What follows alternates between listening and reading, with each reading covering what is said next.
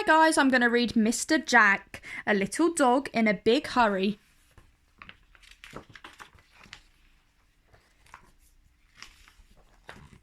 Mr. Jack was a little dog with a big desk. He had a big elephant telephone, a big bug stapler, and a big cat clock. Everything Mr. Jack had was big. Everything except his glasses, which were very, very small.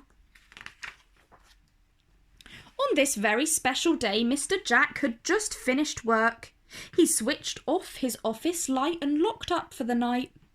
"Good night, Mrs. Jones," said Jack. Mr. Jack always went home the same way, and he had a little song. "First through the subway for a marketplace roam, take the bus to the park, then through the shops home." But tonight Miss Jones realised that things were about to go horribly wrong. "Oh no, Mr. Jack! Come back! Come back! You've forgotten your glasses!" Mr. Jack, however, was far too busy listening to his tummy. It was going grumble, rumble, rumble. He was in a hurry to get home because tonight there was a very special, very big something waiting for him. So he scurried off into the subway. "Oh no, Mr. Jack! Come back! Come back! That's not the subway. That's the sewer. Brrr! How chilly and dark! As for the smell, pooh!" Poor Mr. Jack got awfully lost. "But look, police officers, thank goodness for that," said Mr. Jack. "Excuse me, which way's the market?" he asked. They showed him the way to the market all right. Those smugglers chased him all the way there. "Oh no, Mr. Jack! Come back! Come back! That's not the market. That's the docks." "My word," said Mr. Jack. "What a messy market. Just look at those boxes all higgledy-piggledy." Just then Mr. Jack's tummy went grumble, rumble, rumble. He remembered why he was hurrying home and licked his lips. "Heavens," said Mr. Jack. "Where's my bus? I can't wait to get home." "Oh no, Mr. Jack, come back! Come back!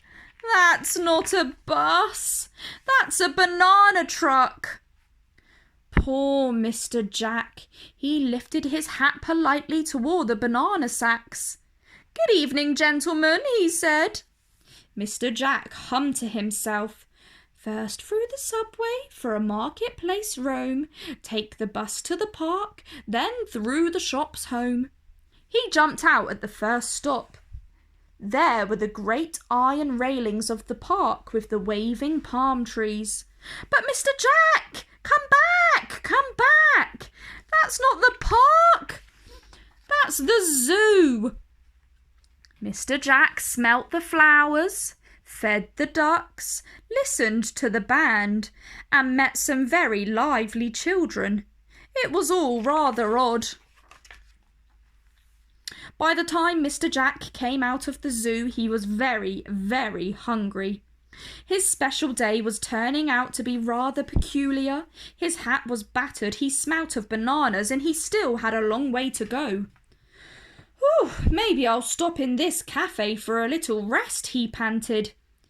Miss Jones watched him and squeaked, "Oh yes, Mr. Jack, go in, because that's not a cafe, that's an optician's."